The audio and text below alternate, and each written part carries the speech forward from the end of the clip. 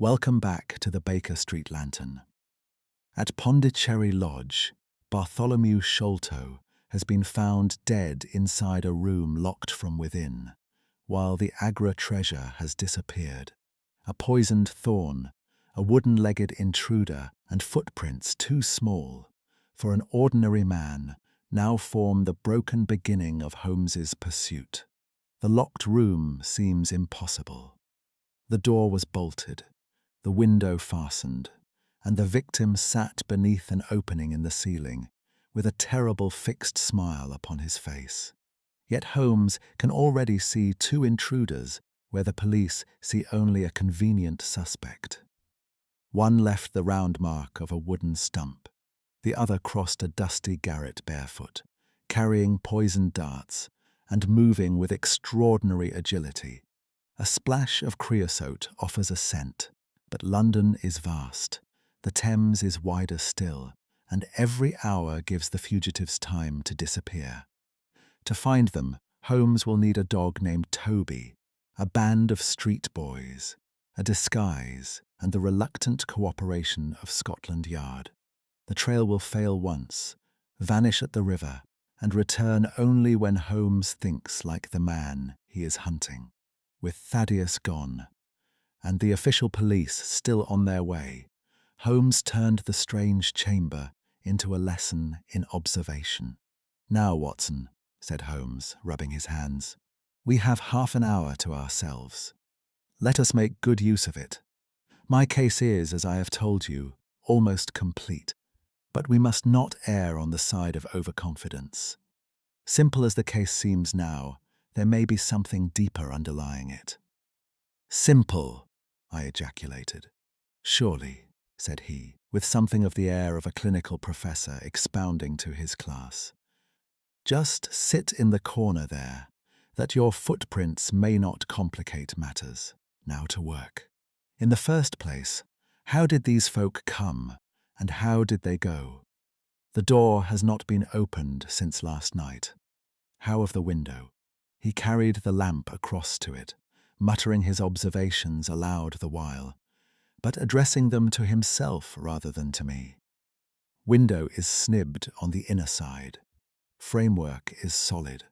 No hinges at the side. Let us open it. No water pipe near. Roof quite out of reach. Yet a man has mounted by the window. It rained a little last night. Here is the print of a foot in mould upon the sill, and here is a circular muddy mark, and here again upon the floor, and here again by the table. See here, Watson. This is really a very pretty demonstration." I looked at the round, well-defined muddy discs. "This is not a footmark," said I. "It is something much more valuable to us. It is the impression of a wooden stump. You see here on the sill is the boot mark, a heavy boot with the broad metal heel, and beside it is the mark of the timber toe. It is the wooden-legged man. Quite so. But there has been someone else, a very able and efficient ally. Could you scale that wall, Doctor?" I looked out of the open window. The moon still shone brightly on that angle of the house. We were a good 60 feet from the ground, and, look where I would, I could see no foothold, nor as much as a crevice in the brickwork.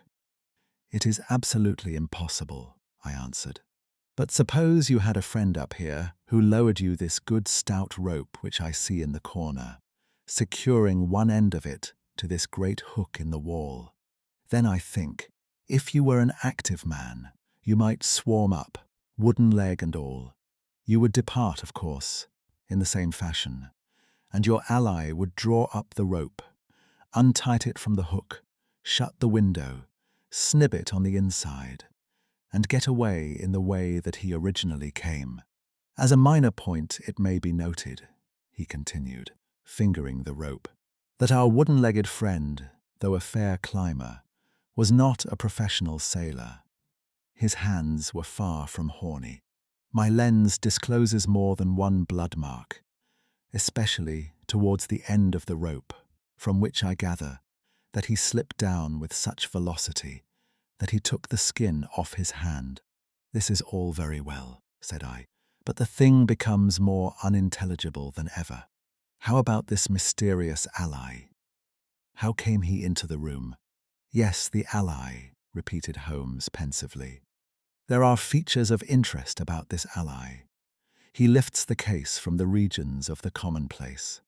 I fancy that this ally breaks fresh ground in the annals of crime in this country, though parallel cases suggest themselves from India and, if my memory serves me, from Senegambia." "How came he, then?" I reiterated. "The door is locked, the window is inaccessible. Was it through the chimney?" "The grate is much too small," he answered. "I had already considered that possibility." "How then?" I persisted. "You will not apply my precept," he said, shaking his head. "How often have I said to you that when you have eliminated the impossible, whatever remains, however improbable, must be the truth? We know that he did not come through the door, the window, or the chimney. We also know that he could not have been concealed in the room, as there is no concealment possible. Whence, then, did he come?" "He came through the hole in the roof," I cried. "Of course he did. He must have done so. If you will have the kindness to hold the lamp for me, we shall now extend our researches to the room above, the secret room in which the treasure was found." He mounted the steps, and, seizing a rafter with either hand, he swung himself up into the garret. Then, lying on his face, he reached down for the lamp and held it while I followed him. The chamber in which we found ourselves was about 10 feet one way and 6 the other.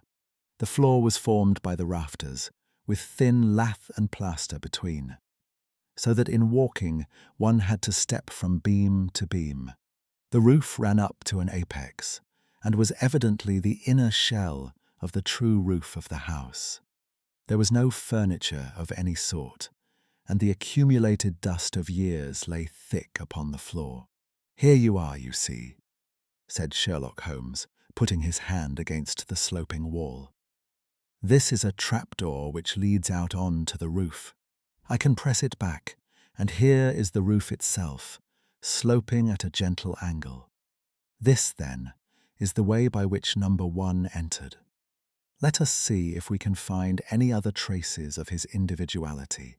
He held down the lamp to the floor, and as he did so, I saw for the second time that night a startled, surprised look come over his face. For myself, as I followed his gaze, my skin was cold under my clothes. The floor was covered thickly with the prints of a naked foot, clear, well-defined, perfectly formed, but scarce half the size of those of an ordinary man. "Holmes," I said in a whisper, "a child has done the horrid thing." He had recovered his self-possession in an instant. "I was staggered for the moment," he said, "but the thing is quite natural. My memory failed me, or I should have been able to foretell it. There is nothing more to be learned here. Let us go down." "What is your theory, then, as to those footmarks?" I asked eagerly, when we had regained the lower room once more. "My dear Watson, try a little analysis yourself," said he, with a touch of impatience. "You know my methods. Apply them, and it will be instructive to compare results." "I cannot conceive anything which will cover the facts," I answered. "It will be clear enough to you soon," he said, in an offhand way. "I think that there is nothing else of importance here, but I will look." He whipped out his lens and a tape measure and hurried about the room on his knees, measuring, comparing, examining, with his long, thin nose only a few inches from the planks, and his beady eyes gleaming and deep-set like those of a bird. So swift, silent, and furtive were his movements, like those of a trained bloodhound picking out a scent, that I could not but think what a terrible criminal he would have made had he turned his energy and sagacity against the law, instead of exerting them in its defense. As he hunted about, he kept muttering to himself, and finally he broke out into a loud crow of delight. "We are certainly in luck," said he. "We ought to have very little trouble now. Number one has had the misfortune to tread in the creosote. You can see the outline of the edge of his small foot here, at the side of this evil-smelling mess. The carboy has been cracked, you see, and the stuff has leaked out." "What then?" I asked. "Why, we have got him, that's all," said he. "I know a dog that would follow that scent to the world's end. If a pack can track a trailed herring across a shire, how far can a specially trained hound follow so pungent a smell as this? It sounds like a sum in the rule of three. The answer should give us the but halloo. Here are the accredited representatives of the law." Heavy steps and the clamour of loud voices were audible from below, and the hall door shut with a loud crash. "Before they come," said Holmes, "just put your hand here on this poor fellow's arm, and here on his leg. What do you feel?" "The muscles are as hard as a board," I answered. "Quite so. They are in a state of extreme contraction, far exceeding the usual rigor mortis. Coupled with this distortion of the face, this Hippocratic smile, or risus sardonicus, as the old writers called it, what conclusion would it suggest to your mind?" "Death from some powerful vegetable alkaloid," I answered. "Some strychnine-like substance which would produce tetanus." That was the idea which occurred to me the instant I saw the drawn muscles of the face. On getting into the room, I at once looked for the means by which the poison had entered the system. As you saw, I discovered a thorn which had been driven or shot with no great force into the scalp. You observe that the part struck was that which would be turned towards the hole in the ceiling if the man were erect in his chair. Now examine the thorn. I took it up gingerly and held it in the light of the lantern. It was long, sharp, and black, with a glazed look near the point, as though some gummy substance had dried upon it. The blunt end had been trimmed and rounded off with a knife. "Is that an English thorn?" he asked. "No, it certainly is not.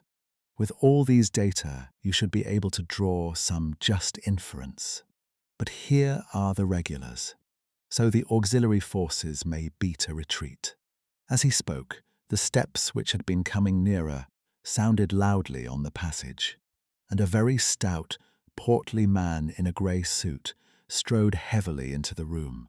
He was red-faced, burly and plethoric, with a pair of very small, twinkling eyes which looked keenly out from between swollen and puffy pouches. He was closely followed by an inspector in uniform and by the still palpitating Thaddeus Sholto. "Here's a business," he cried, in a muffled, husky voice. "Here's a pretty business. But who are all these? Why, the house seems to be as full as a rabbit warren." "I think you must recollect me, Mr. Athelney Jones," said Holmes quietly. "Why, of course I do," he wheezed. "It's Mr. Sherlock Holmes, the theorist. Remember you? I'll never forget how you lectured us all on causes and inferences and effects in the Bishopgate jewel case. It's true you set us on the right track. But you'll own now that it was more by good luck than good guidance. It was a piece of very simple reasoning. Oh, come, now come. Never be ashamed to own up. But what is all this? Bad business, bad business. Stern facts here, no room for theories. How lucky that I happened to be out at Norwood over another case. I was at the station when the message arrived. What do you think the man died of?" "Oh, this is hardly a case for me to theorize over," said Holmes dryly. "No, no. Still, we can't deny that you hit the nail on the head sometimes. Dear me. Door locked, I understand. Jewels worth $500,000 missing. How was the window?" "Fastened. But there are steps on the sill." Well, well, if it was fastened, the steps could have nothing to do with the matter. That's common sense. Man might have died in a fit, but then the jewels are missing. Ha! I have a theory. These flashes come upon me at times. Just step outside, Sergeant, and you, Mr. Sholto. Your friend can remain. What do you think of this, Holmes? Sholto was, on his own confession, with his brother last night. The brother died in a fit, on which Sholto walked off with the treasure. How's that? On which the dead man very considerately got up and locked the door on the inside. Hum! There's a flaw there. Let us apply common sense to the matter. This Thaddeus Sholto was with his brother. There was a quarrel. So much we know. The brother is dead and the jewels are gone. So much also we know. No one saw the brother from the time Thaddeus left him. His bed had not been slept in. Thaddeus is evidently in a most disturbed state of mind. His appearance is, well, not attractive. You see that I am weaving my web round Thaddeus. The net begins to close upon him. You are not quite in possession of the facts yet, said Holmes. This splinter of wood, which I have every reason to believe to be poisoned, was in the man's scalp, where you still see the mark. This card, inscribed as you see it, was on the table, and beside it lay this rather curious stone-headed instrument. How does all that fit into your theory? Confirms it in every respect, said the fat detective pompously. House is full of Indian curiosities. Thaddeus brought this up, and if this splinter be poisonous, Thaddeus may as well have made murderous use of it as any other man. The card is some hocus-pocus, a blind, as like as not. The only question is, how did he depart? Ah, of course, here is a hole in the roof. With great activity, considering his bulk, he sprang up the steps and squeezed through into the garret. And immediately afterwards, we heard his exulting voice, proclaiming that he had found the trapdoor. He can find something, remarked Holmes, shrugging his shoulders. He has occasional glimmerings of reason. No fools are so troublesome as those who possess a little wit. You see, said Athelney Jones, reappearing down the steps again. Facts are better than mere theories, after all. My view of the case is confirmed. There is a trapdoor communicating with the roof, and it is partly open. It was I who opened it. Oh, indeed. You did notice it, then? He seemed a little crestfallen at the discovery. Well, whoever noticed it, it shows how our gentleman got away. Inspector. Yes, sir, from the passage. Ask Mr. Sholto to step this way. Mr. Sholto, it is my duty to inform you that anything which you may say will be used against you. I arrest you in the Queen's name as being concerned in the death of your brother. There, now, didn't I tell you? Cried the poor little man, throwing out his hands and looking from one to the other of us. Don't trouble yourself about it, Mr. Sholto, said Holmes.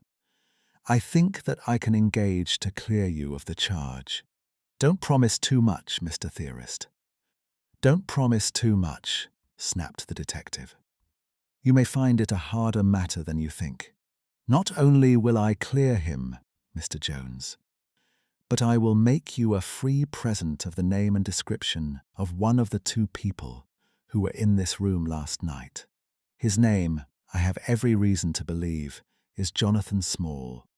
He is a poorly educated man, small, active, with his right leg off, and wearing a wooden stump which is worn away upon the inner side. His left boot has a coarse, square-toed sole with an iron band round the heel. He is a middle-aged man, much sunburned, and has been a convict. These few indications may be of some assistance to you, coupled with the fact that there is a good deal of skin missing from the palm of his hand. The other man. Ah, the other man, asked Athelney Jones in a sneering voice. but impressed nonetheless, as I could easily see, by the precision of the other's manner. "Is a rather curious person," said Sherlock Holmes, turning upon his heel. "I hope before very long to be able to introduce you to the pair of them. A word with you, Watson." He led me out to the head of the stair. "This unexpected occurrence," he said, "has caused us rather to lose sight of the original purpose of our journey." "I have just been thinking so," I answered.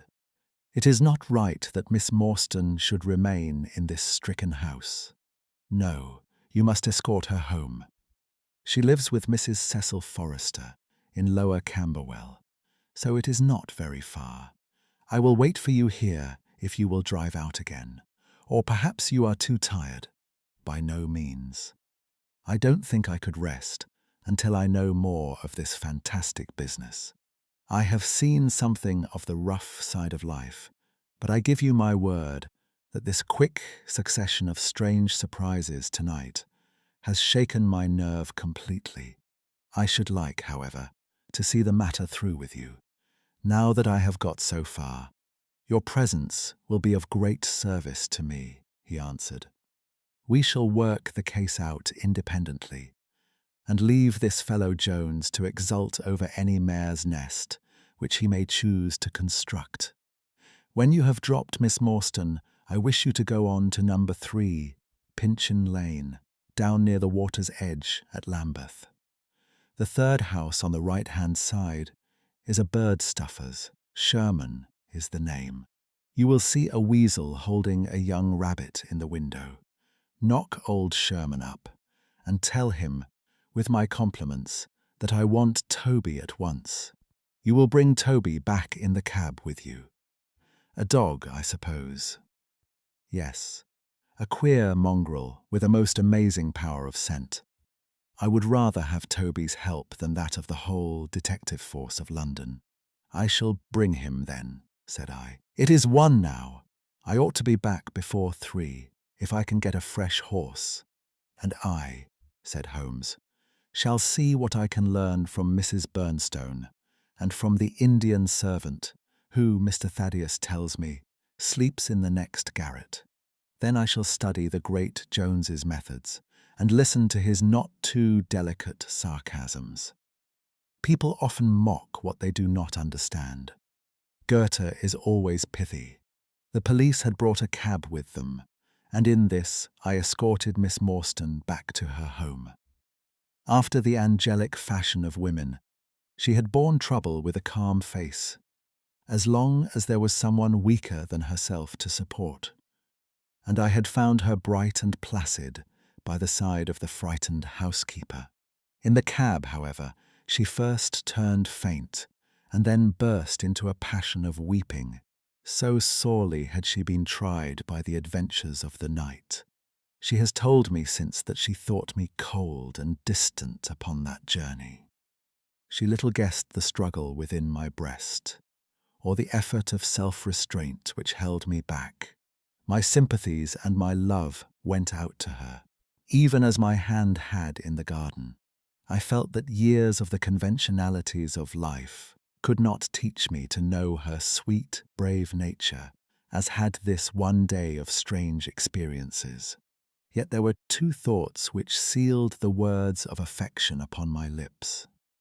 She was weak and helpless, shaken in mind and nerve. It was to take her at a disadvantage, to obtrude love upon her at such a time. Worse still, she was rich. If Holmes's researches were successful, she would be an heiress. Was it fair? Was it honourable that a half-pay surgeon should take such advantage of an intimacy which chance had brought about? Might she not look upon me as a mere vulgar fortune-seeker? I could not bear to risk that such a thought should cross her mind.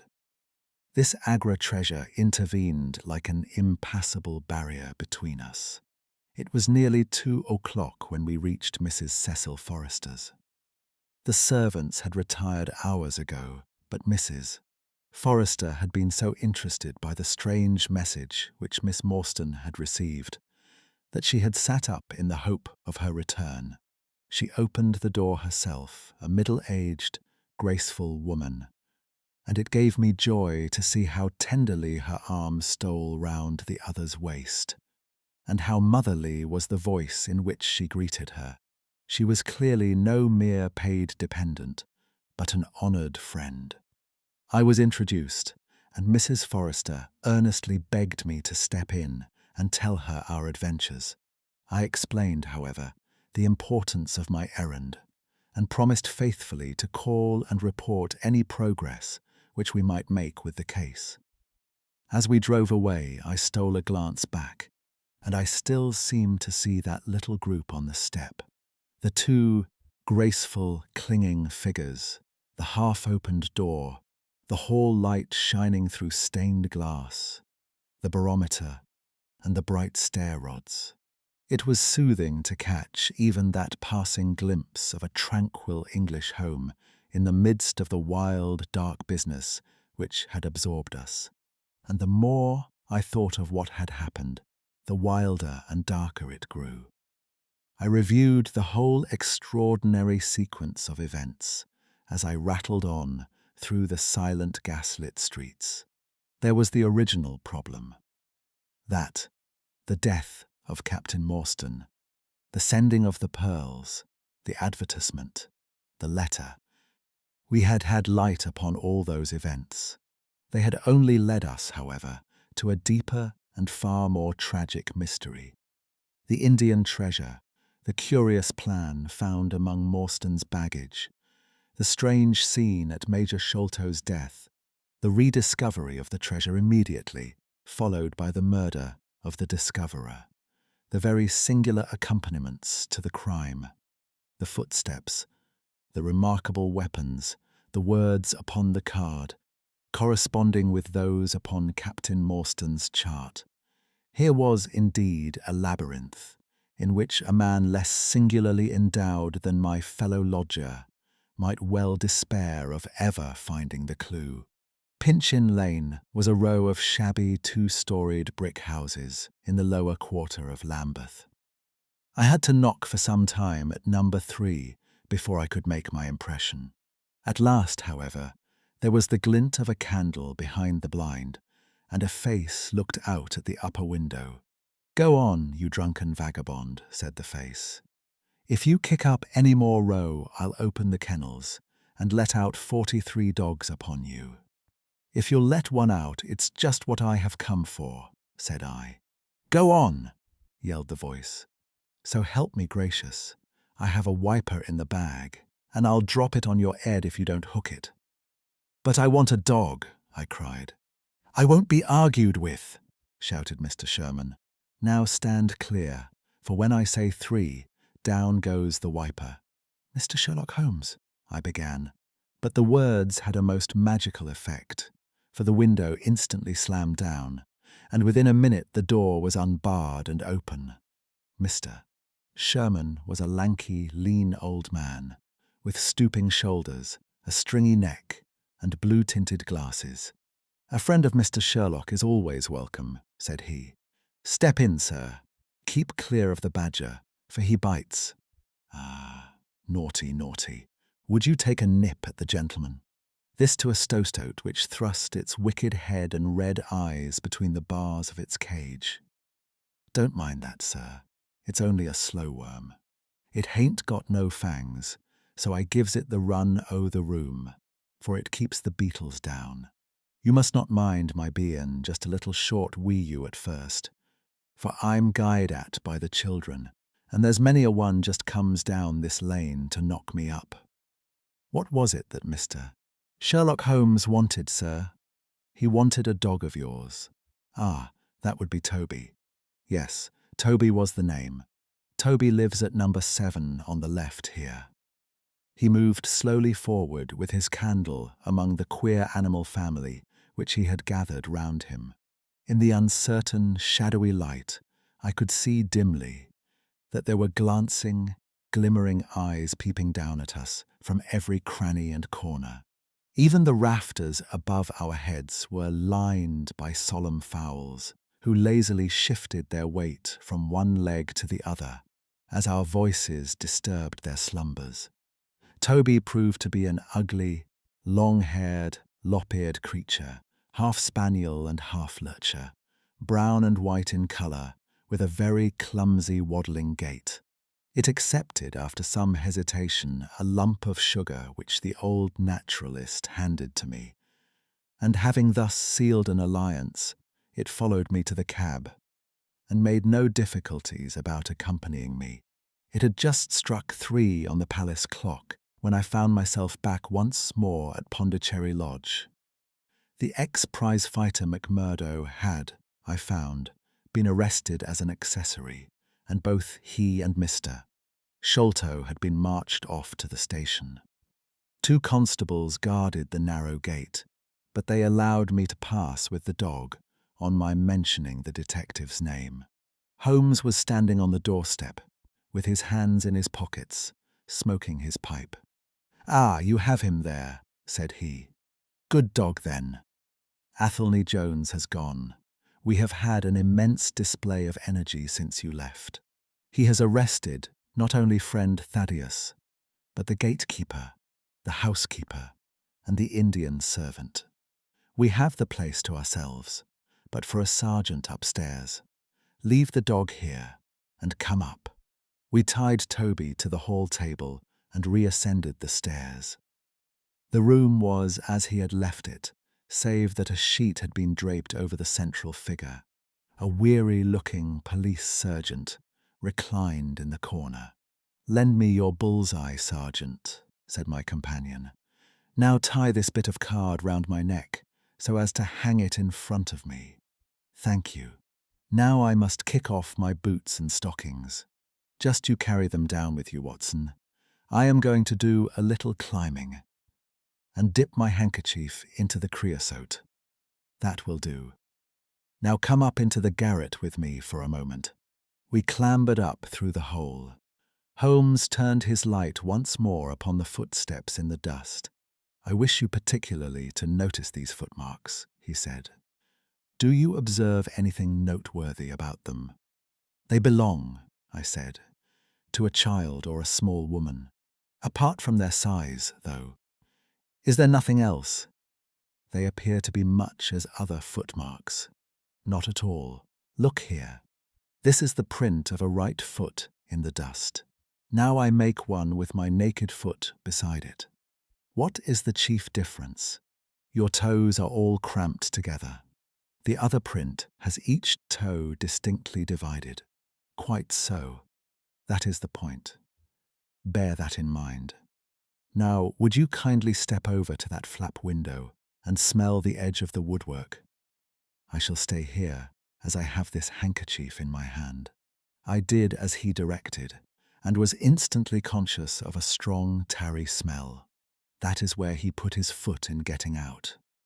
If you can trace him, I should think that Toby will have no difficulty. Now run downstairs, loose the dog, and look out for Blondin. By the time that I got out into the grounds, Sherlock Holmes was on the roof, and I could see him like an enormous glowworm crawling very slowly along the ridge. I lost sight of him behind a stack of chimneys, but he presently reappeared and then vanished once more upon the opposite side. When I made my way round there, I found him seated at one of the corner eaves. "That you, Watson?" he cried. "Yes, this is the place.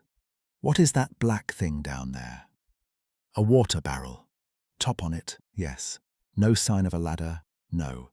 Confound the fellow. It's a most breakneck place. I ought to be able to come down where he could climb up. The water pipe feels pretty firm. Here goes, anyhow." There was a scuffling of feet, and the lantern began to come steadily down the side of the wall. Then, with a light spring, he came on to the barrel, and from there to the earth. It was easy to follow him, he said, drawing on his stockings and boots. Tiles were loosened the whole way along, and in his hurry he had dropped this. It confirms my diagnosis, as you doctors express it. The object which he held up to me was a small pocket or pouch woven out of coloured grasses, and with a few tawdry beads strung round it. In shape and size, it was not unlike a cigarette case. Inside were half a dozen spines of dark wood, sharp at one end and rounded at the other, like that which had struck Bartholomew Sholto. "They are hellish things," said he. "Look out that you don't prick yourself. I'm delighted to have them, for the chances are that they are all he has. There is the less fear of you or me finding one in our skin before long. I would sooner face a martini bullet myself. Are you game for a 6-mile trudge, Watson?" "Certainly," I answered. "Your leg will stand it." "Oh, yes. Here you are, doggy. Good old Toby. Smell it, Toby, smell it." He pushed the creosote handkerchief under the dog's nose while the creature stood with its fluffy legs separated, and with a most comical cock to its head, like a connoisseur sniffing the bouquet of a famous vintage. Holmes then threw the handkerchief to a distance, fastened a stout cord to the mongrel's collar, and led him to the foot of the water barrel. The creature instantly broke into a succession of high, tremulous yelps, and, with his nose on the ground and his tail in the air, pattered off upon the trail at a pace which strained his leash and kept us at the top of our speed. The east had been gradually whitening, and we could now see some distance in the cold grey light. The square, massive house with its black, empty windows and high, bare walls towered up, sad and forlorn, behind us. Our course led right across the grounds, in and out among the trenches and pits with which they were scarred and intersected. The whole place, with its scattered dirt heaps and ill-grown shrubs, had a blighted, ill-omened look which harmonized with the black tragedy which hung over it. On reaching the boundary wall, Toby ran along, whining eagerly, underneath its shadow, and stopped finally in a corner screened by a young beech. Where the two walls joined, several bricks had been loosened, and the crevices left were worn down and rounded upon the lower side, as though they had frequently been used as a ladder. Holmes clambered up, and, taking the dog from me, he dropped it over upon the other side. "There's the print of Wooden Leg's hand," he remarked, as I mounted up beside him. "You see the slight smudge of blood upon the white plaster. What a lucky thing it is that we have had no very heavy rain since yesterday. The scent will lie upon the road in spite of their 28 hours' start." I confess that I had my doubts myself when I reflected upon the great traffic which had passed along the London road in the interval. My fears were soon appeased, however. Toby never hesitated or swerved, but waddled on in his peculiar rolling fashion. Clearly, the pungent smell of the creosote rose high above all other contending scents. "Do not imagine," said Holmes, "that I depend for my success in this case upon the mere chance of one of these fellows having put his foot in the chemical. I have knowledge now which would enable me to trace them in many different ways. This, however, is the readiest, and, since fortune has put it into our hands, I should be culpable if I neglected it. It has, however, prevented the case from becoming the pretty little intellectual problem which it at one time promised to be. There might have been some credit to be gained out of it, but for this too palpable clue. There is credit, and to spare," said I. "I assure you, Holmes, that I marvel at the means by which you obtain your results in this case, even more than I did in the Jefferson Hope murder. The thing seems to me to be deeper and more inexplicable. How, for example, could you describe with such confidence the wooden-legged man?" "Pshaw, my dear boy. It was in simplicity itself. I don't wish to be theatrical. It is all patent and above board. Two officers, who are in command of a convict guard, learn an important secret as to buried treasure. A map is drawn for them by an Englishman named Jonathan Small. You remember that we saw the name upon the chart in Captain Morstan's possession. He had signed it in behalf of himself and his associates, the sign of the four, as he somewhat dramatically called it. Aided by this chart, the officers, or one of them, gets the treasure and brings it to England, leaving, we will suppose, some condition under which he received it unfulfilled. Now then, why did not Jonathan Small get the treasure himself? The answer is obvious. The chart is dated at a time when Morstan was brought into close association with convicts. Jonathan Small did not get the treasure because he and his associates were themselves convicts and could not get away. But that is mere speculation, said I. It is more than that. It is the only hypothesis which covers the facts. Let us see how it fits in with the sequel. Major Sholto remains at peace for some years, happy in the possession of his treasure. Then he receives a letter from India, which gives him a great fright. What was that? A letter to say that the men whom he had wronged had been set free, or had escaped. That is much more likely, for he would have known what their term of imprisonment was. It would not have been a surprise to him. What does he do then? He guards himself against a wooden-legged man. A white man, mark you, for he mistakes a white tradesman for him and actually fires a pistol at him. Now, only one white man's name is on the chart. The others are Hindus or Mohammedans. There is no other white man. Therefore, we may say with confidence that the wooden-legged man is identical with Jonathan Small. Does the reasoning strike you as being faulty? No, it is clear and concise. Well now, let us put ourselves in the place of Jonathan Small. Let us look at it from his point of view. He comes to England with the double idea of regaining what he would consider to be his rights and of having his revenge upon the man who had wronged him. He found out where Sholto lived, and very possibly he established communications with someone inside the house. There is this butler, Lal Rao, whom we have not seen. Mrs. Burnstone gives him far from a good character. Small could not find out, however, where the treasure was hid, for no one ever knew, save the Major and one faithful servant who had died. Suddenly, Small learns that the Major is on his deathbed. In a frenzy, lest the secret of the treasure die with him, he runs the gauntlet of the guards, makes his way to the dying man's window, and is only deterred from entering by the presence of his two sons. Mad with hate, however, against the dead man, he enters the room that night, searches his private papers in the hope of discovering some memorandum relating to the treasure, and finally leaves a memento of his visit in the short inscription upon the card.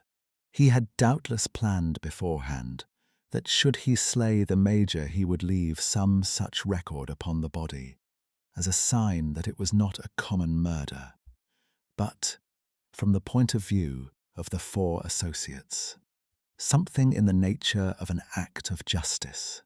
Whimsical and bizarre conceits of this kind are common enough in the annals of crime, and usually afford valuable indications as to the criminal. Do you follow all this? Very clearly. Now, what could Jonathan Small do?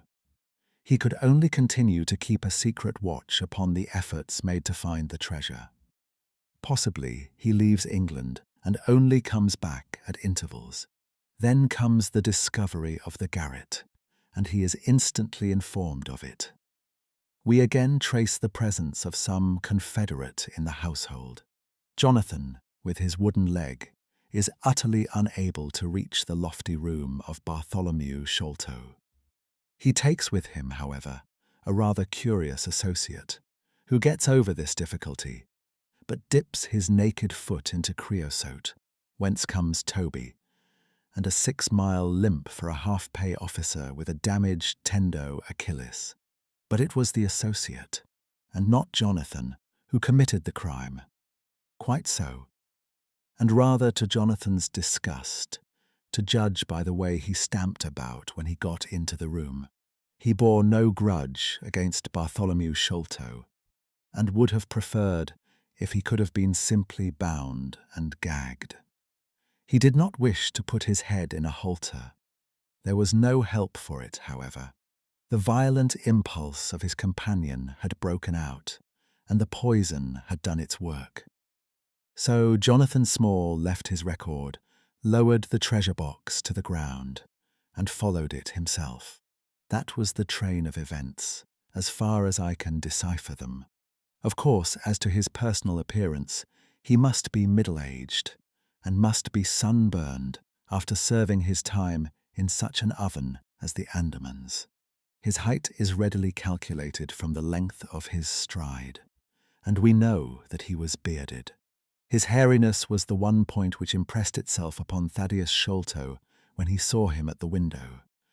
I don't know that there is anything else. The associate? Ah, well, there is no great mystery in that, but you will know all about it soon enough. How sweet the morning air is. See how that one little cloud floats like a pink feather from some gigantic flamingo. Now the red rim of the sun pushes itself over the London cloudbank. It shines on a good many folk, but on none, I dare bet, who are on a stranger errand than you and I. How small we feel with our petty ambitions and strivings in the presence of the great elemental forces of nature. Are you well up in your John Paul? Fairly so. I worked back to him through Carlisle. That was like following the brook to the parent lake. He makes one curious but profound remark. It is that the chief proof of man's real greatness lies in his perception of his own smallness. It argues, you see, a power of comparison and of appreciation which is in itself a proof of nobility. There is much food for thought in Richter. You have not a pistol, have you? I have my stick. It is just possible that we may need something of the sort if we get to their lair. Jonathan, I shall leave to you, but if the other turns nasty, I shall shoot him dead. He took out his revolver as he spoke, and, having loaded 2 of the chambers, he put it back into the right-hand pocket of his jacket. We had during this time been following the guidance of Toby down the half-rural, villa-lined roads which lead to the metropolis. Now, however, we were beginning to come among continuous streets, where labourers and dockmen were already astir, and slatternly women were taking down shutters and brushing doorsteps. At the square-topped corner, public houses business was just beginning, and rough-looking men were emerging, rubbing their sleeves across their beards after their morning wet. Strange dogs sauntered up and stared wonderingly at us as we passed. But our inimitable Toby looked neither to the right nor to the left, but trotted onwards with his nose to the ground, and an occasional eager whine which spoke of a hot scent. We had traversed Streatham, Brixton, Camberwell, and now found ourselves in Kennington Lane, having borne away through the side streets to the east of the Oval. The men whom we pursued seemed to have taken a curiously zigzag road, with the idea probably of escaping observation. They had never kept to the main road if a parallel side street would serve their turn. At the foot of Kennington Lane, they had edged away to the left through Bond Street and Miles Street.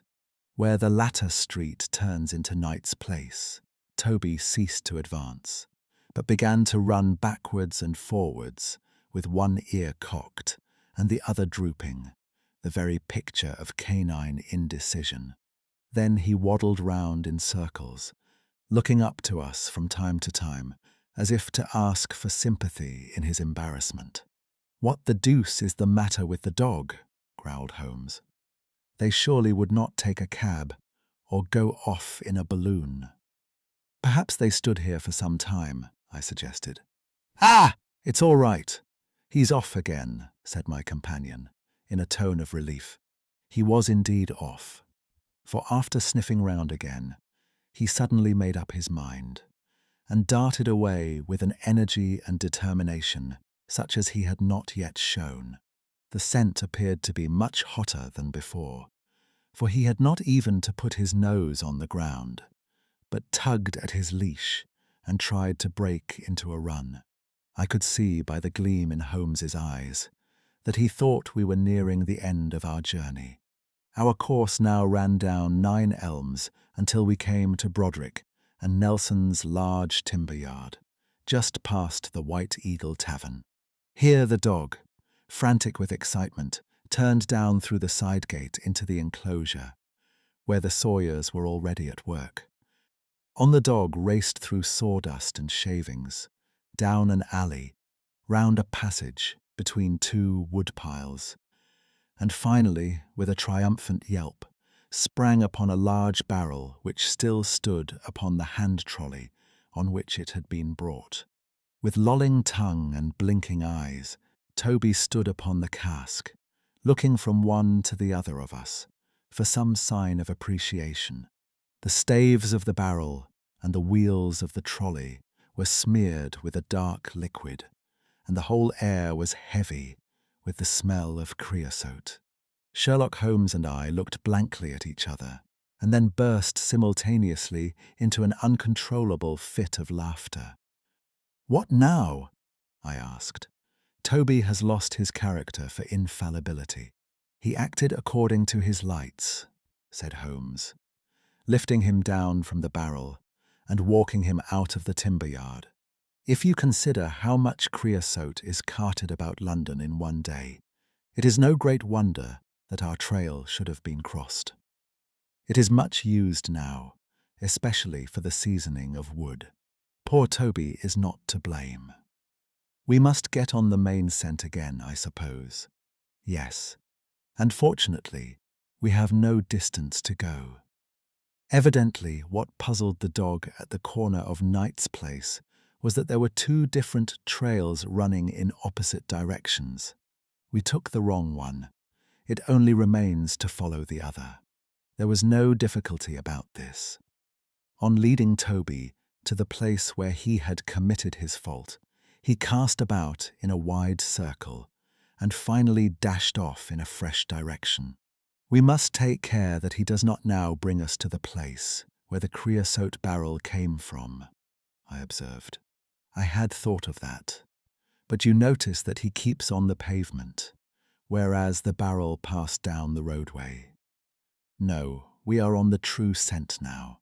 It tended down towards the riverside, running through Belmont Place and Prince's Street. At the end of Broad Street, it ran right down to the water's edge, where there was a small wooden wharf. Toby led us to the very edge of this, and there stood whining, looking out on the dark current beyond. "We are out of luck," said Holmes. "They have taken to a boat here." Several small punts and skiffs were lying about in the water and on the edge of the wharf. We took Toby round to each in turn, but though he sniffed earnestly, he made no sign. Close to the rude landing stage was a small brick house with a wooden placard slung out through the second window. Mordecai Smith was printed across it in large letters, and underneath, "Boats to hire by the hour or day." A second inscription above the door informed us that a steam launch was kept, a statement which was confirmed by a great pile of coke upon the jetty. Sherlock Holmes looked slowly round, and his face assumed an ominous expression. "This looks bad," said he. "These fellows are sharper than I expected. They seem to have covered their tracks. There has, I fear, been preconcerted management here." He was approaching the door of the house when it opened, and a little, curly-headed lad of 6 came running out, followed by a stoutish, red-faced woman with a large sponge in her hand. "You come back and be washed, Jack," she shouted. "Come back, you young imp. For if your father comes home and finds you like that, he'll let us hear of it." "Dear little chap," said Holmes strategically. "What a rosy-cheeked young rascal. Now, Jack, is there anything you would like?" The youth pondered for a moment. "I'd like a shillin'," said he. "Nothing you would like better." "I'd like 2 shillin' better," the prodigy answered, after some thought. "Here you are, then. Catch. A fine child, Mrs. Smith. Lord bless you, sir, he is that, and forward. He gets a most too much for me to manage, especially when my man is away days at a time." "Away is he?" said Holmes in a disappointed voice. "I am sorry for that, for I wanted to speak to Mr. Smith. He's been away since yesterday morning, sir, and, truth to tell, I am beginning to feel frightened about him. But if it was about a boat, sir, maybe I could serve as well. I wanted to hire his steam launch." "Why, bless you, sir, it is in the steam launch that he has gone. That's what puzzles me, for I know there ain't more coals in her than would take her to about Woolwich and back. If he'd been away in the barge, I'd thought nothing. For many a time a job has taken him as far as Gravesend, and then, if there was much doing there, he might stayed over. But what good is a steam launch without coals? He might have bought some at a wharf down the river. He might, sir, but it weren't his way. Many a time I've heard him call out at the prices they charge for a few odd bags. Besides, I don't like that wooden-legged man. Why his ugly face and outlandish talk? What did he want always knocking about here for?" "A wooden-legged man," said Holmes with bland surprise. "Yes, sir, a brown, monkey-faced chap that's called more'n once for my old man. It was him that roused him up yesternight, and, what's more, my man knew he was coming, for he had steam up in the launch. I tell you straight, sir, I don't feel easy in my mind about it. But, my dear Mrs. Smith," said Holmes, shrugging his shoulders, "you are frightening yourself about nothing. How could you possibly tell that it was the wooden-legged man who came in the night? I don't quite understand how you can be so sure." "His voice, sir. I knew his voice, which is kind o' thick and foggy." He tapped at the window. "About 3 it would be. 'Show a leg, matey,' says he. 'Time to turn out guard.' My old man woke up Jim. That's my eldest, and away they went, without so much as a word to me. I could hear the wooden leg clacking on the stones. And was this wooden-legged man alone? Couldn't say. I am sure, sir. I didn't hear no one else. I am sorry, Mrs. Smith, for I wanted a steam launch, and I have heard good reports of the— Let me see, what is her name?" "The Aurora, sir." "Ah, she's not that old green launch with a yellow line, very broad in the beam. No, indeed, she's as trim a little thing as any on the river. She's been fresh painted, black with 2 red streaks. Thanks. I hope that you will hear soon from Mr. Smith. I am going down the river, and if I should see anything of the Aurora, I shall let him know that you are uneasy." "A black funnel, you say?" "No, sir, black with a white band." "Ah, of course. It was the sides which were black. Good morning, Mrs. Smith. There is a boatman here with a wherry, Watson. We shall take it and cross the river." "The main thing with people of that sort," said Holmes, as we sat in the sheets of the wherry, "is never to let them think that their information can be of the slightest importance to you. If you do, they will instantly shut up like an oyster. If you listen to them under protest, as it were, you are very likely to get what you want." "Our course now seems pretty clear," said I. "What would you do then?" I would engage a launch and go down the river on the track of the Aurora. My dear fellow, it would be a colossal task. She may have touched at any wharf on either side of the stream between here and Greenwich. Below the bridge, there is a perfect labyrinth of landing places for miles. It would take you days and days to exhaust them if you set about it alone. Employ the police, then. Tum. No, I shall probably call Athelney Jones in at the last moment. He is not a bad fellow, and I should not like to do anything which would injure him professionally. But I have a fancy for working it out myself, now that we have gone so far. Could we advertise, then, asking for information from wharfingers? Worse and worse. Our men would know that the chase was hot at their heels, and they would be off out of the country. As it is, they are likely enough to leave, but as long as they think they are perfectly safe, they will be in no hurry. Jones's energy will be of use to us there, for his view of the case is sure to push itself into the daily press, and the runaways will think that everyone is off on the wrong scent. What are we to do then? I asked as we landed near Millbank Penitentiary. Take this hansom, drive home, have some breakfast, and get an hour's sleep. It is quite on the cards that we may be afoot tonight again. Stop at a telegraph office, cabby. We will keep Toby, for he may be of use to us yet. We pulled up at the Great Peter Street post office, and Holmes dispatched his wire. Whom do you think that is to? He asked as we resumed our journey. I am sure I don't know. You remember the Baker Street division of the detective police force, whom I employed in the Jefferson Hope case. Well, said I, laughing, this is just the case where they might be invaluable.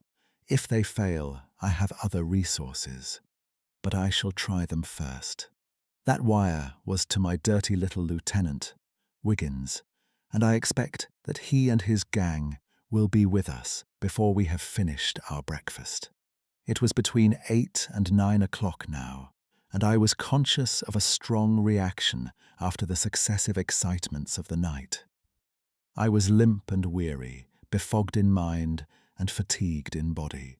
I had not the professional enthusiasm which carried my companion on, nor could I look at the matter as a mere abstract, intellectual problem.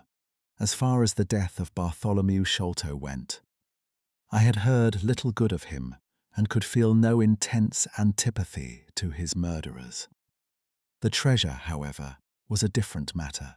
That, or part of it, belonged rightfully to Miss Morstan.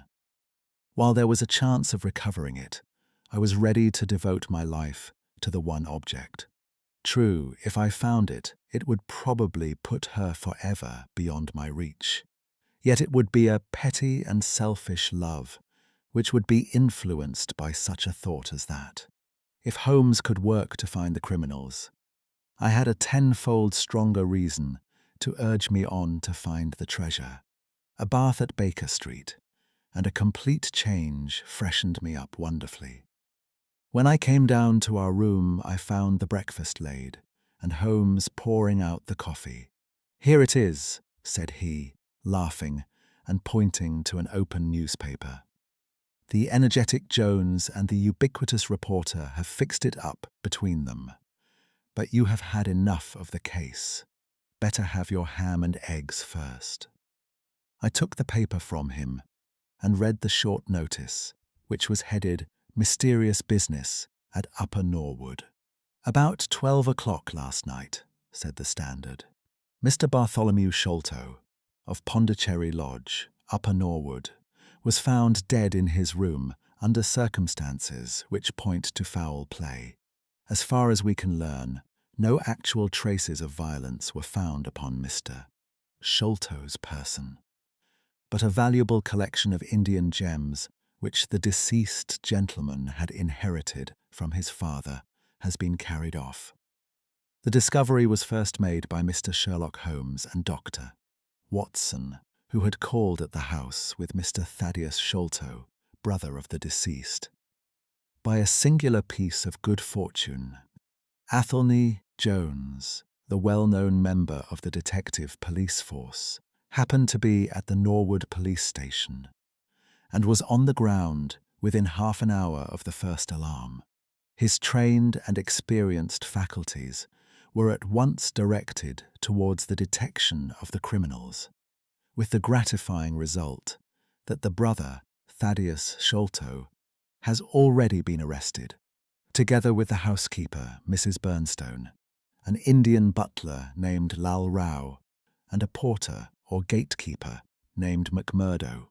It is quite certain that the thief or thieves were well acquainted with the house, for Mr. Jones's well-known technical knowledge and his powers of minute observation have enabled him to prove conclusively that the miscreants could not have entered by the door or by the window, but must have made their way across the roof of the building, and so through a trapdoor into a room which communicated with that in which the body was found. This fact, which has been very clearly made out, proves conclusively that it was no mere haphazard burglary. The prompt and energetic action of the officers of the law shows the great advantage of the presence, on such occasions, of a single vigorous and masterful mind. We cannot but think that it supplies an argument to those who would wish to see our detectives more decentralized, and so brought into closer and more effective touch with the cases which it is their duty to investigate. "Isn't it gorgeous?" said Holmes, grinning over his coffee cup. "What do you think of it?" "I think that we have had a close shave ourselves of being arrested for the crime." "So do I. I wouldn't answer for our safety now, if he should happen to have another of his attacks of energy." At this moment there was a loud ring at the bell, and I could hear Mrs. Hudson, our landlady, raising her voice in a wail of expostulation and dismay. "By heaven, Holmes," I said, half rising, "I believe that they are really after us." "No, it's not quite so bad as that. It is the unofficial force, the Baker Street irregulars." As he spoke, there came a swift pattering of naked feet upon the stairs, a clatter of high voices, and in rushed a dozen dirty and ragged little street Arabs. There was some show of discipline among them, despite their tumultuous entry, for they instantly drew up in line and stood facing us with expectant faces. One of their number, taller and older than the others, stood forward with an air of lounging superiority, which was very funny in such a disreputable little scarecrow. "Got your message, sir," said he, and brought 'em on sharp. 3 bob and a tanner for tickets." "Here you are," said Holmes, producing some silver. "In future they can report to you, Wiggins, and you to me. I cannot have the house invaded in this way. However, it is just as well that you should all hear the instructions.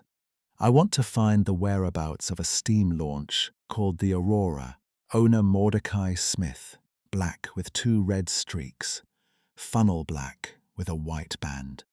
She is down the river somewhere. I want one boy to be at Mordecai Smith's landing stage opposite Millbank to say if the boat comes back. You must divide it out among yourselves and do both banks thoroughly. Let me know the moment you have news.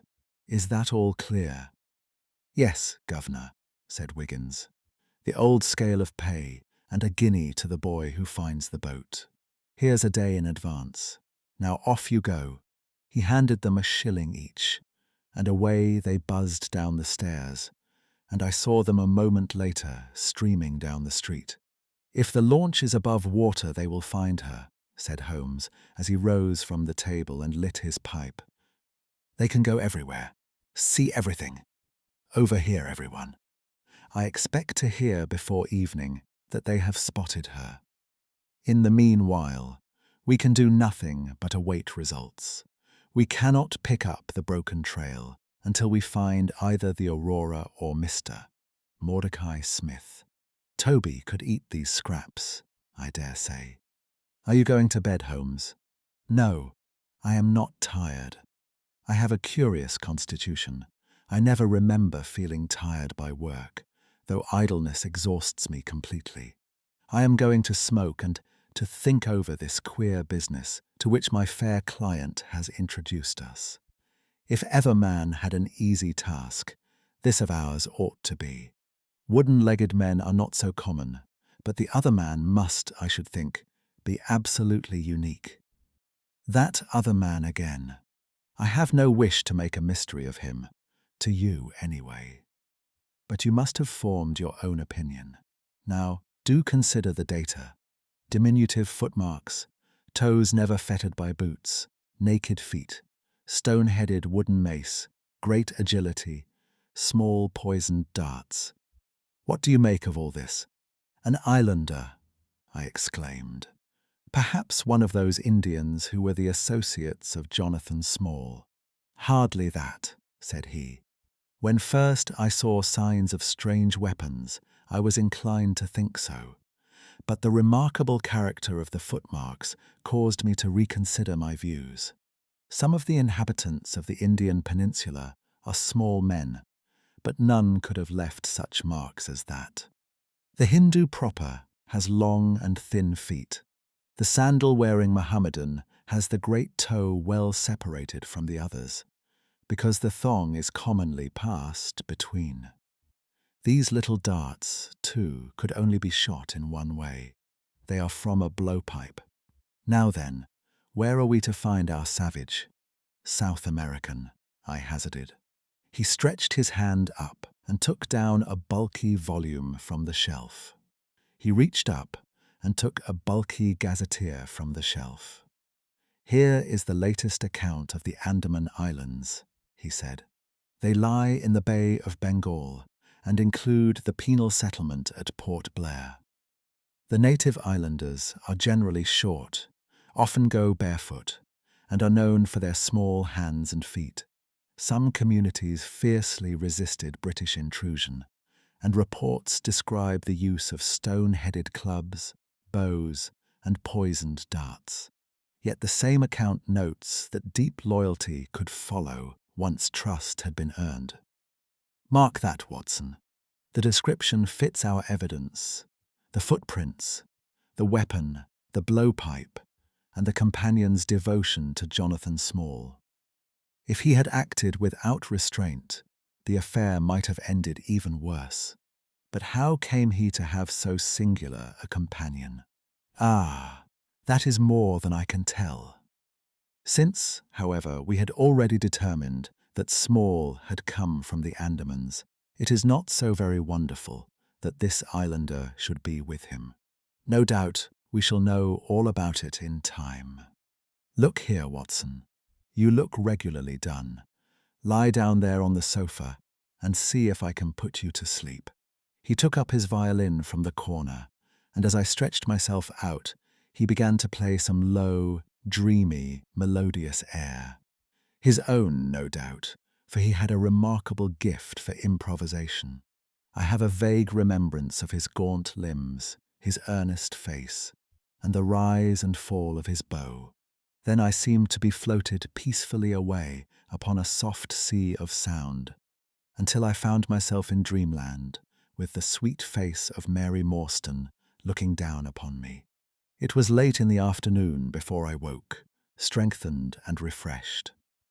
Sherlock Holmes still sat exactly as I had left him, save that he had laid aside his violin and was deep in a book.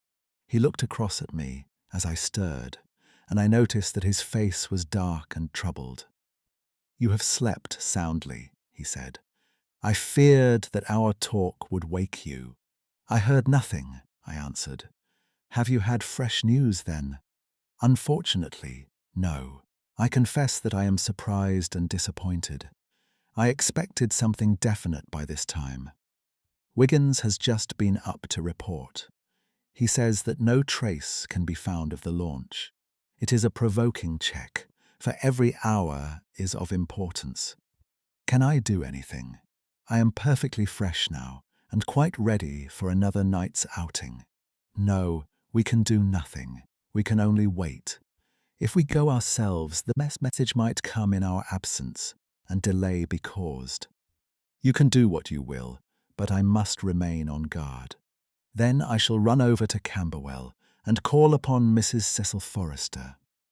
She asked me to, yesterday, on Mrs. Cecil Forrester, asked Holmes, with the twinkle of a smile in his eyes. Well, of course, Miss Morstan, too. They were anxious to hear what happened. I would not tell them too much, said Holmes. Women are never to be entirely trusted, not the best of them. I did not pause to argue over this atrocious sentiment. I shall be back in an hour or two, I remarked. All right, good luck. But I say, if you are crossing the river, you may as well return Toby, for I don't think it is at all likely that we shall have any use for him now. I took our mongrel accordingly, and left him, together with a half-sovereign, at the old naturalist's in Pinchin Lane. At Camberwell I found Miss Morstan a little weary after her night's adventures, but very eager to hear the news. Mrs. Forrester, too, was full of curiosity. I told them all that we had done, suppressing, however, the more dreadful parts of the tragedy. Thus, although I spoke of Mr. Sholto's death, I said nothing of the exact manner and method of it. With all my omissions, however, there was enough to startle and amaze them. "It is a romance," cried Mrs. Forrester. "An injured lady, 500,000 in treasure, an islander armed with poisoned darts, and a wooden-legged ruffian. They take the place of the conventional dragon or wicked earl. And 2 knight-errants to the rescue," added Miss Morstan, with a bright glance at me. "Why, Mary, your fortune depends upon the issue of this search. I don't think that you are nearly excited enough. Just imagine what it must be to be so rich, and to have the world at your feet." It sent a little thrill of joy to my heart, to notice that she showed no sign of elation at the prospect.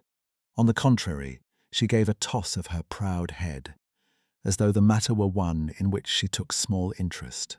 "It is for Mr. Thaddeus Sholto that I am anxious," she said. "Nothing else is of any consequence, but I think that he has behaved most kindly and honourably throughout. It is our duty to clear him of this dreadful and unfounded charge." It was evening before I left Camberwell, and quite dark by the time I reached home. My companion's book and pipe lay by his chair, but he had disappeared. I looked about in the hope of seeing a note, but there was none. "I suppose that Mr. Sherlock Holmes has gone out," I said to Mrs. Hudson, as she came up to lower the blinds. "No, sir. He has gone to his room, sir. Do you know, sir," sinking her voice into an impressive whisper, "I am afraid for his health." "Why so, Mrs. Hudson?" "Well, he's that strange, sir. After you was gone, he walked, up and down, until I was weary of the sound of his footstep. Then I heard him talking to himself and muttering, and every time the bell rang out, he came on the stairhead with, 'What is that, Mrs. Hudson?' And now he has slammed off to his room, but I can hear him walking away the same as ever. I hope he's not going to be ill, sir. I ventured to say something to him about cooling medicine, but he turned on me, sir, with such a look that I don't know how ever I got out of the room. 'I don't think that you have any cause to be uneasy, Mrs. Hudson,' I answered. 'I have seen him like this before. He has some small matter upon his mind which makes him restless.' I tried to speak lightly to our worthy landlady, but I was myself somewhat uneasy when through the long night I still from time to time heard the dull sound of his tread, and knew how his keen spirit was chafing against this involuntary inaction. At breakfast time he looked worn and haggard, with a little fleck of feverish colour upon either cheek. "You are knocking yourself up, old man," I remarked. "I heard you marching about in the night." "No, I could not sleep, he answered. This infernal problem is consuming me. It is too much to be balked by so petty an obstacle when all else had been overcome. I know the men, the launch, everything, and yet I can get no news. I have set other agencies at work and used every means at my disposal. The whole river has been searched on either side, but there is no news, nor has Mrs. Smith heard of her husband. I shall come to the conclusion soon that they have scuttled the craft. But there are objections to that, or that Mrs. Smith has put us on a wrong scent. No, I think that may be dismissed. I had inquiries made, and there is a launch of that description. Could it have gone up the river? I have considered that possibility too. And there is a search party who will work up as far as Richmond. If no news comes today, I shall start off myself tomorrow and go for the men rather than the boat. But surely, we shall hear something. We did not, however. Not a word came to us, either from Wiggins or from the other agencies. There were articles in most of the papers upon the Norwood tragedy. They all appeared to be rather hostile to the unfortunate Thaddeus Sholto. No fresh details were to be found, however, in any of them, save that an inquest was to be held upon the following day. I walked over to Camberwell in the evening to report our ill success to the ladies, and on my return I found Holmes dejected and somewhat morose. He would hardly reply to my questions, and busied himself all evening in an abstruse chemical analysis, which involved much heating of retorts and distilling of vapours, ending at last in a smell which fairly drove me out of the apartment. Up to the small hours of the morning, I could hear the clinking of his test tubes, which told me that he was still engaged in his malodorous experiment. In the early dawn I woke with a start and was surprised to find him standing by my bedside, clad in a rude sailor dress with a pea-jacket and a coarse red scarf round his neck. "I am off down the river, Watson," said he. "I have been turning it over in my mind, and I can see only one way out of it. It is worth trying, at all events."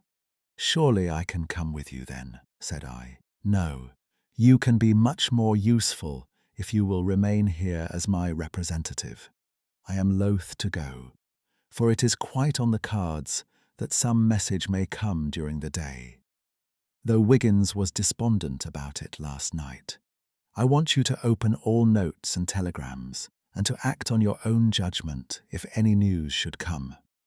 Can I rely upon you? Most certainly. I am afraid that you will not be able to wire to me, for I can hardly tell yet where I may find myself. If I am in luck, however, I may not be gone so very long. I shall have news of some sort or other before I get back." I had heard nothing of him by breakfast time. On opening the Standard, however, I found that there was a fresh allusion to the business, with reference to the Upper Norwood tragedy. It remarked, "We have reason to believe that the matter promises to be even more complex and mysterious than was originally supposed. Fresh evidence has shown that it is quite impossible that Mr. Thaddeus Sholto could have been in any way concerned in the matter. He and the housekeeper, Mrs. Burnstone, were both released yesterday evening. It is believed, however, that the police have a clue as to the real culprits, and that it is being prosecuted by Mr. Athelney Jones of Scotland Yard, with all his well-known energy and sagacity. Further arrests may be expected at any moment. That is satisfactory so far as it goes, thought I. Friend Sholto is safe, at any rate. I wonder what the fresh clue may be, though it seems to be a stereotyped form whenever the police have made a blunder. I tossed the paper down upon the table, but at that moment my eye caught an advertisement in the agony column. It ran in this way: "Lost." Whereas Mordecai Smith, boatman, and his son Jim Left Smith's Wharf at or about 3 o'clock last Tuesday morning in the steam launch Aurora, black with 2 red stripes. Funnel black with a white band. The sum of £5 will be paid to anyone who can give information to Mrs. Smith at Smith's Wharf or at 221B Baker Street as to the whereabouts of the said Mordecai Smith and the launch Aurora. This was clearly Holmes's doing.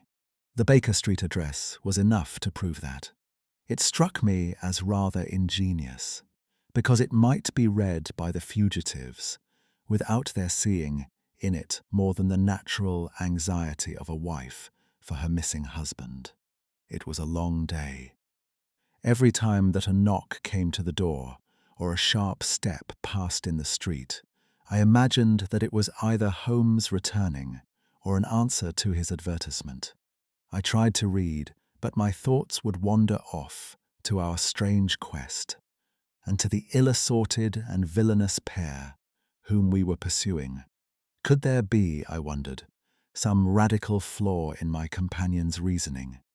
Might he be suffering from some huge self-deception?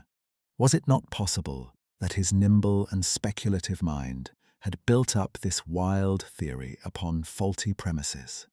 I had never known him to be wrong, and yet the keenest reasoner may occasionally be deceived. He was likely, I thought, to fall into error through the over-refinement of his logic, his preference for a subtle and bizarre explanation when a plainer and more commonplace one lay ready to his hand. Yet, on the other hand, I had myself seen the evidence, and I had heard the reasons for his deductions. When I looked back on the long chain of curious circumstances, many of them trivial in themselves, but all tending in the same direction, I could not disguise from myself that even if Holmes's explanation were incorrect, the true theory must be equally outre and startling. At 3 o'clock in the afternoon, there was a loud peal at the bell, an authoritative voice in the hall, and to my surprise, no less a person than Mr. Athelney Jones was shown up to me. Very different was he, however, from the brusque and masterful professor of common sense, who had taken over the case so confidently at Upper Norwood. His expression was downcast, and his bearing meek and even apologetic. "Good day, sir, good day," said he. "Mr. Sherlock Holmes is out, I understand." "Yes, and I cannot be sure when he will be back, but perhaps you would care to wait. Take that chair and try one of these cigars." "Thank you. I don't mind if I do," said he, mopping his face with a red bandana handkerchief. "And a whiskey and soda?" "Well, half a glass. It is very hot for the time of year, and I have had a good deal to worry and try me. You know my theory about this Norwood case. I remember that you expressed one. Well, I have been obliged to reconsider it. I had my net drawn tightly round Mr. Sholto, sir. When he went through a hole in the middle of it. He was able to prove an alibi which could not be shaken. From the time that he left his brother's room, he was never out of sight of someone or other. So it could not be he who climbed over roofs and through trapdoors. It's a very dark case, and my professional credit is at stake. I should be very glad of a little assistance." "We all need help sometimes," said I. "Your friend Mr. Sherlock Holmes is a wonderful man, sir," said he in a husky and confidential voice. "He's a man who is not to be beat. I have known that young man go into a good many cases, but I never saw the case yet that he could not throw a light upon. He is irregular in his methods, and a little quick, perhaps, in jumping at theories. But on the whole, I think he would have made a most promising officer, and I don't care who knows it.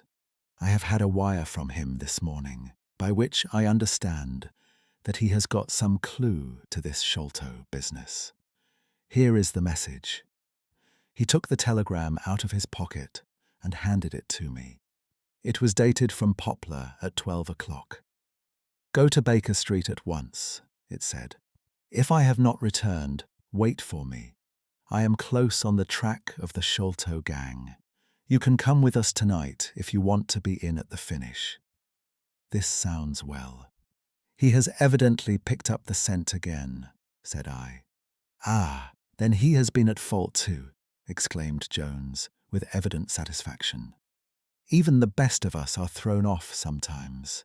Of course, this may prove to be a false alarm, but it is my duty, as an officer of the law, to allow no chance to slip. But there is someone at the door. Perhaps this is he. A heavy step was heard, ascending the stair, with a great wheezing and rattling, as from a man who was sorely put to it for breath. Once or twice he stopped, as though the climb were too much for him, but at last he made his way to our door and entered. His appearance corresponded to the sounds which we had heard. He was an aged man, clad in seafaring garb, with an old pea-jacket buttoned up to his throat. His back was bowed, his knees were shaky, and his breathing was painfully asthmatic. As he leaned upon a thick oaken cudgel, his shoulders heaved in the effort to draw the air into his lungs. He had a coloured scarf round his chin, and I could see little of his face save a pair of keen dark eyes, overhung by bushy white brows and long grey side whiskers. Altogether, he gave me the impression of a respectable master mariner who had fallen into years and poverty. "What is it, my man?" I asked. He looked about him in the slow, methodical fashion of old age. "Is Mr. Sherlock Holmes here?" said he. "No, but I am acting for him. You can tell me any message you have for him." "It was to him himself I was to tell it," said he. "But I tell you that I am acting for him. Was it about Mordecai Smith's boat?" "Yes. I knows well where it is, and I knows where the men he is after are, and I knows where the treasure is. I knows all about it. Then tell me, and I shall let him know." "It was to him I was to tell it," he repeated, with the petulant obstinacy of a very old man. "Well, you must wait for him." "No, no, I ain't going to lose a whole day to please no one. If Mr. Holmes ain't here, then Mr. Holmes must find it all out for himself. I don't care about the look of either of you, and I won't tell a word." He shuffled towards the door, but Athelney Jones got in front of him. "Wait a bit, my friend," said he. "You have important information, and you must not walk off. We shall keep you, whether you like or not, until our friend returns." The old man made a little run towards the door, but, as Athelney Jones put his broad back up against it, he recognized the uselessness of resistance. "Pretty sort o' treatment, this," he cried, stamping his stick. "I come here to see a gentleman, and you two, who I never saw in my life, seize me and treat me in this fashion." "You will be none the worse," I said. "We shall recompense you for the loss of your time. Sit over here on the sofa, and you will not have long to wait." He came across sullenly enough and seated himself with his face resting on his hands. Jones and I resumed our cigars and our talk. Suddenly, however, Holmes's voice broke in upon us. "I think that you might offer me a cigar too," he said. We both started in our chairs. There was Holmes sitting close to us with an air of quiet amusement. "Holmes!" I exclaimed. "You here? But where is the old man?" "Here is the old man," said he, holding out a heap of white hair. "Here he is, wig, whiskers, eyebrows and all. I thought my disguise was pretty good, but I hardly expected that it would stand that test." "Ah, you rogue!" cried Jones, highly delighted. "You would have made an actor, and a rare one. You had the proper workhouse cough, and those weak legs of yours are worth £10 a week. I thought I knew the glint of your eye, though. You didn't get away from us so easily, you see." "I have been working in that get-up all day," said he, lighting his cigar.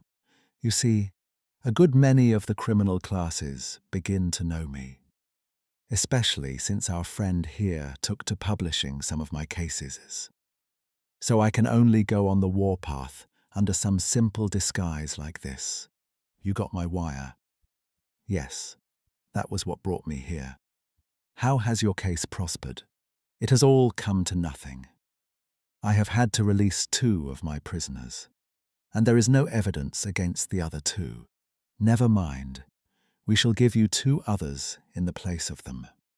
But you must put yourself under my orders. You are welcome to all the official credit, but you must act on the line that I point out. Is that agreed? Entirely, if you will help me to the men.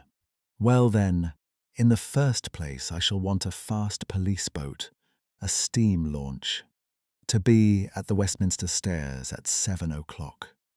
That is easily managed. There is always one about there, but I can step across the road and telephone to make sure. Then I shall want 2 staunch men in case of resistance. There will be 2 or 3 in the boat. What else? When we secure the men, we shall get the treasure. I think that it would be a pleasure to my friend here to take the box round to the young lady, to whom half of it rightfully belongs. Let her be the first to open it. Watson, it would be a great pleasure to me. Rather an irregular proceeding, said Jones, shaking his head. However, the whole thing is irregular, and I suppose we must wink at it. The treasure must afterwards be handed over to the authorities, until after the official investigation. Certainly, that is easily managed. One other point. I should much like to have a few details about this matter from the lips of Jonathan Small himself. You know I like to work the detail of my cases out. There is no objection to my having an unofficial interview with him, either here in my rooms or elsewhere, as long as he is efficiently guarded. Well, you are master of the situation. I have had no proof yet of the existence of this Jonathan Small. However, if you can catch him, I don't see how I can refuse you an interview with him. That is understood, then, perfectly. Is there anything else? Only that I insist upon your dining with us. It will be ready in half an hour. I have oysters and a brace of grouse, with something a little choice in white wines. Watson, you have never yet recognized my merits as a housekeeper. Our meal was a merry one. Holmes could talk exceedingly well when he chose, and that night he did choose. He appeared to be in a state of nervous exaltation. I have never known him so brilliant. He spoke on a quick succession of subjects, on miracle plays, on medieval pottery, on Stradivarius violins, on the Buddhism of Ceylon, and on the warships of the future, handling each as though he had made a special study of it. His bright humour marked the reaction from his black depression of the preceding days. Athelney Jones proved to be a sociable soul in his hours of relaxation, and faced his dinner with the air of a bon vivant. For myself, I felt elated at the thought that we were nearing the end of our task, and I caught something of Holmes's gaiety. None of us alluded during dinner to the cause which had brought us together. When the cloth was cleared, Holmes glanced at his watch and filled up 3 glasses with port. "1 bumper," said he, "to the success of our little expedition. And now it is high time we were off. Have you a pistol, Watson? I have my old service revolver in my desk. You had best take it then. It is well to be prepared. I see that the cab is at the door. I ordered it for 6:30. It was a little past 7 before we reached the Westminster Wharf and found our launch awaiting us." Holmes eyed it critically. "Is there anything to mark it as a police boat?" "Yes. That green lamp at the side." "Then take it off." The small change was made, we stepped on board, and the ropes were cast off. Jones, Holmes, and I sat in the stern. There was one man at the rudder, one to tend the engines, and two burly police inspectors. Forward. Where to? Asked Jones, to the tower. Tell them to stop opposite Jacobson's yard. Our craft was evidently a very fast one. We shot past the long lines of loaded barges as though they were stationary. Holmes smiled with satisfaction as we overhauled a river steamer and left her behind us. We ought to be able to catch anything on the river, he said. Well, hardly that. But there are not many launches to beat us. We shall have to catch the Aurora, and she has a name for being a clipper. I will tell you how the land lies, Watson. You recollect how annoyed I was at being balked by so small a thing? Yes. Well, I gave my mind a thorough rest by plunging into a chemical analysis. One of our greatest statesmen has said that a change of work is the best rest. So it is. When I had succeeded in dissolving the hydrocarbon which I was at work at, I came back to our problem of the Sholtos and thought the whole matter out again. My boys had been up the river and down the river without result. The launch was not at any landing stage or wharf, nor had it returned.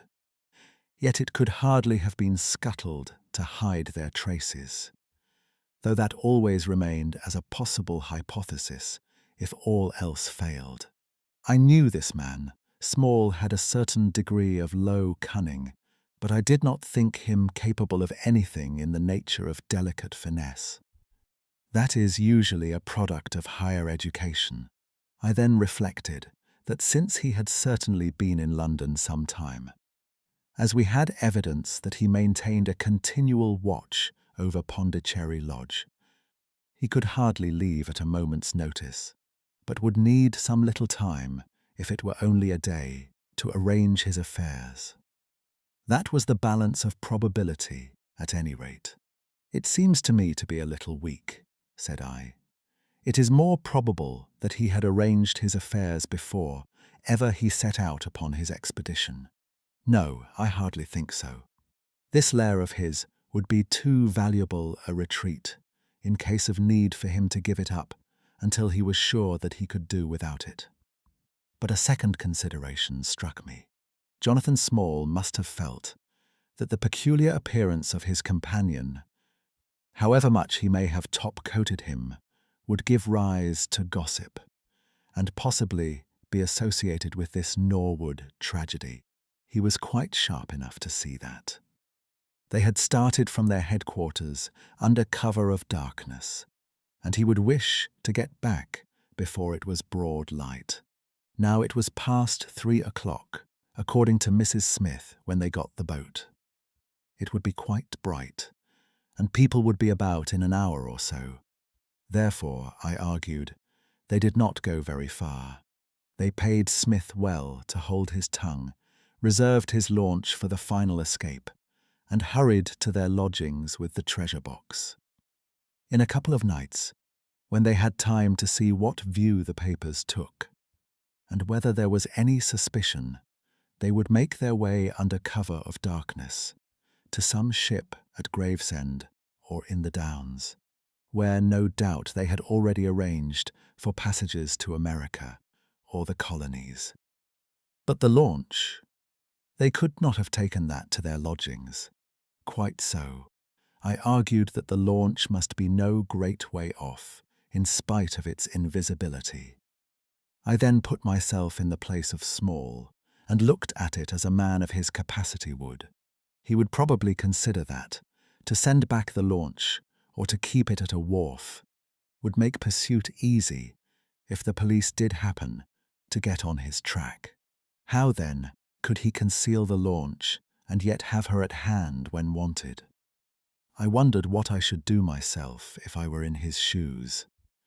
I could only think of one way of doing it. I might hand the launch over to some boat builder or repairer with directions to make a trifling change in her. She would then be removed to his shed or yard, and so be effectually concealed, while at the same time I could have her at a few hours' notice. That seems simple enough. It is just these very simple things which are extremely liable to be overlooked. However, I determined to act on the idea. I started at once in this harmless seaman's rig and inquired at all the yards down the river. I drew blank at 15, but at the 16th, Jacobson's, I learned that the Aurora had been handed over to them 2 days ago by a wooden-legged man, with some trivial directions as to her rudder. "There ain't naught amiss with her rudder," said the foreman. "There she lies, with the red streaks." At that moment who should come down but Mordecai Smith, the missing owner. He was rather the worse for liquor. I should not, of course, have known him, but he bellowed out his name and the name of his launch. "I want her tonight at 8 o'clock, said he. 8 o'clock sharp, mind, for I have 2 gentlemen who won't be kept waiting. They had evidently paid him well, for he was very flush of money, chucking shillings about to the men. I followed him some distance, but he subsided into an alehouse. So I went back to the yard, and, happening to pick up one of my boys on the way, I stationed him as a sentry over the launch.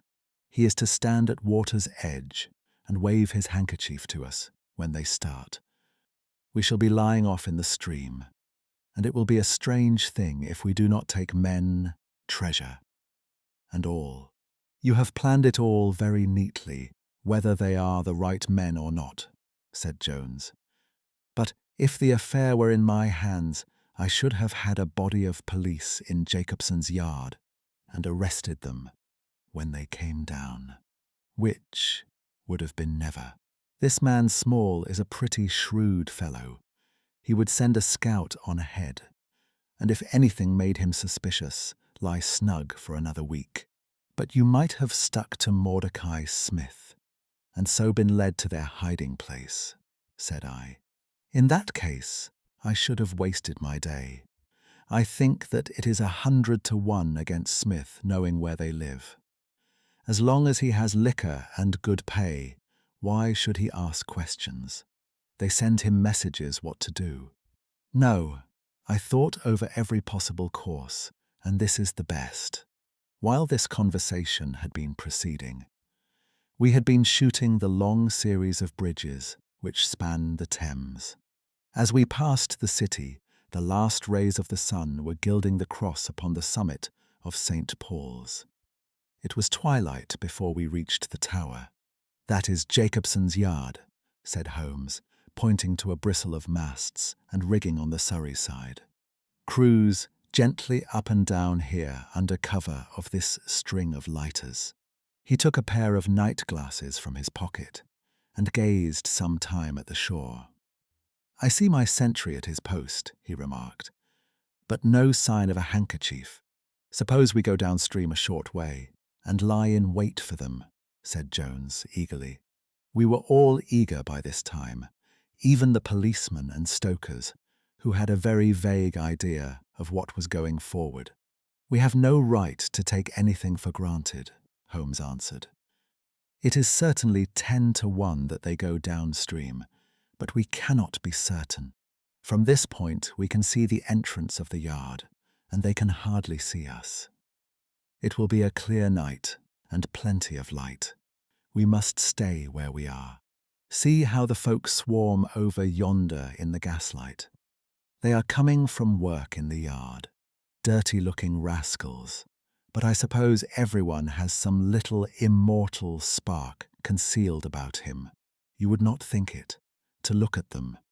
There is no a priori probability about it. A strange enigma is man. Someone calls him a soul concealed in an animal, I suggested. Winwood Reade is good upon the subject, said Holmes. He remarks that, while the individual man is an insoluble puzzle, in the aggregate he becomes a mathematical certainty. You can, for example, never foretell what any one man will do, but you can say with precision what an average number will be up to. Individuals vary, but percentages remain constant. So, says the statistician. But do I see a handkerchief? Surely there is a white flutter over yonder. Yes, it is your boy, I cried. I can see him plainly. And there is the aurora, exclaimed Holmes. And going like the devil. Full speed ahead, engineer. Make after that launch with the yellow light. By heaven, I shall never forgive myself if she proves to have the heels of us. She had slipped unseen through the yard entrance and passed behind 2 or 3 small craft, so that she had fairly got her speed up before we saw her. Now she was flying down the stream, near in to the shore, going at a tremendous rate. Jones looked gravely at her and shook his head. She is very fast, he said. I doubt if we shall catch her. We must catch her, cried Holmes between his teeth. Heap it on, stokers. Make her do all she can. If we burn the boat, we must have them. We were fairly after her now. The furnaces roared, and the powerful engines whizzed and clanked, like a great metallic heart. Her sharp, steep prow cut through the river water, and sent 2 rolling waves to right and to left of us. With every throb of the engines we sprang and quivered like a living thing. One great yellow lantern in our bows threw a long, flickering funnel of light in front of us. Right ahead, a dark blur upon the water showed where the aurora lay, and the swirl of white foam behind her spoke of the pace at which she was going. We flashed past barges, steamers, merchant vessels, in and out, behind this one and round the other. Voices hailed us out of the darkness, but still the aurora thundered on, and still we followed close upon her track. "Pile it on, men! Pile it on!" cried Holmes, looking down into the engine room, while the fierce glow from below beat upon his eager, aquiline face. "Get every pound of steam you can." "I think we gain a little," said Jones, with his eyes on the aurora. "I am sure of it," said I. "We shall be up with her in a very few minutes." At that moment, however, as our evil fate would have it, a tug with 3 barges in tow blundered in between us. It was only by putting our helm hard down that we avoided a collision. And before we could round them and recover our way, the aurora had gained a good 200 yards. She was still, however, well in view, and the murky, uncertain twilight was setting into a clear, starlit night. Our boilers were strained to their utmost, and the frail shell vibrated and creaked with the fierce energy which was driving us along. We had shot through the pool, past the West India docks, down the long Deptford reach, and up again after rounding the Isle of Dogs. The dull blur in front of us resolved itself now clearly enough into the dainty aurora. Jones turned our searchlight upon her, so that we could plainly see the figures upon her deck. One man sat by the stern, with something black between his knees, over which he stooped. Beside him lay a dark mass, which looked like a Newfoundland dog. The boy held the tiller, while against the red glare of the furnace I could see old Smith stripped to the waist and shoveling coals for dear life. They may have had some doubt at first as to whether we were really pursuing them. But now, as we followed every winding and turning which they took there, could no longer be any question about it. At Greenwich we were about 300 paces behind them. At Blackwall we could not have been more than 250.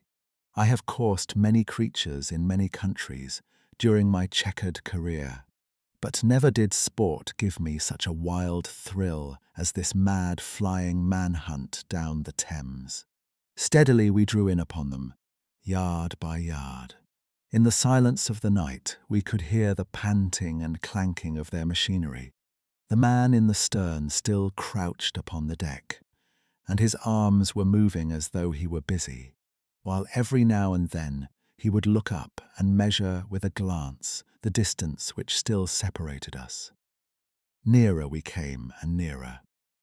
Jones yelled to them to stop.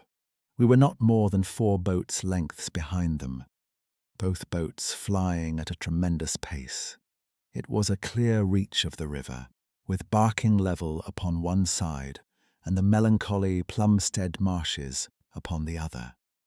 At our hail, the man in the stern sprang up from the deck and shook his two clenched fists at us, cursing the while in a high, cracked voice. He was a good-sized, powerful man, and as he stood poising himself with legs astride, I could see that from the thigh downwards there was but a wooden stump upon the right side. At the sound of his strident, angry cries there was movement in the huddled bundle upon the deck. It straightened itself into a small islander, the shortest man I had ever seen, with a great misshapen head and a shock of tangled, dishevelled hair. Holmes had already drawn his revolver, and I whipped out mine at the sight of this savage, distorted creature. He was wrapped in some sort of dark ulster or blanket, which left only his face exposed. But that face was enough to give a man a sleepless night. Never have I seen features so deeply marked with all bestiality and cruelty. His small eyes glowed and burned with a sombre light, and his thick lips were writhed back from his teeth, which grinned and chattered at us with a half-animal fury. "Fire, if he raises his hand," said Holmes quietly. We were within a boat's length by this time, and almost within touch of our quarry. I can see the two of them now as they stood, the white man with his legs far apart, shrieking out curses, and the small islander with his fierce expression and his strong yellow teeth gnashing at us in the light of our lantern. It was well that we had so clear a view of him. Even as we looked, he plucked out from under his, covering a short, round piece of wood like a school ruler, and clapped it to his lips. Our pistols rang out together. He whirled round, threw up his arms, and with a kind of choking cough fell sideways into the stream. I caught one glimpse of his venomous, menacing eyes amid the white swirl of the waters. At the same moment, the wooden-legged man threw himself upon the rudder and put it hard down, so that his boat made straight in for the southern bank, while we shot past her stern, only clearing her by a few feet. We were round after her in an instant, but she was already nearly at the bank. It was a wild and desolate place, where the moon glimmered upon a wide expanse of marshland, with pools of stagnant water and beds of decaying vegetation. The launch, with a dull thud, ran up upon the mudbank, with her bow in the air and her stern flush with the water. The fugitive sprang out, but his stump instantly sank its whole length into the sodden soil. In vain he struggled and writhed. Not one step could he possibly take either forwards or backwards. He yelled in impotent rage and kicked frantically into the mud with his other foot, but his struggles only bored his wooden pin the deeper into the sticky bank. When we brought our launch alongside, he was so firmly anchored that it was only by throwing the end of a rope over his shoulders that we were able to haul him out and to drag him, like some evil fish, over our side. The two Smiths, father and son, sat sullenly in their launch, but came aboard meekly enough when commanded. The Aurora herself we hauled off and made fast to our stern. A solid iron chest of Indian workmanship stood upon the deck. This, there could be no question, was the same that had contained the ill-omened treasure of the Sholtos. There was no key, but it was of considerable weight, so we transferred it carefully to our own little cabin. As we steamed slowly upstream again, we flashed our searchlight in every direction. But there was no sign of the islander. Somewhere in the dark ooze, at the bottom of the Thames, lie the bones of that strange visitor to our shores. "See here," said Holmes, pointing to the wooden hatchway. We were hardly quick enough with our pistols. There, sure enough, just behind where we had been standing, stuck one of those murderous darts which we knew so well. It must have whizzed between us at the instant that we fired. Holmes smiled at it and shrugged his shoulders in his easy fashion. But I confess that it turned me sick to think of the horrible death which had passed so close to us that night. Jonathan Small was in custody, the Aurora was secured, and the heavy iron chest stood within our reach. Yet the treasure had not been opened, and the long history behind the sign of the four remained locked inside the prisoner's silence. Subscribe to the Baker Street Lantern and join us in part 3 as the iron chest is opened and Jonathan Small finally tells the long, bitter story that began in India and became the sign of the four.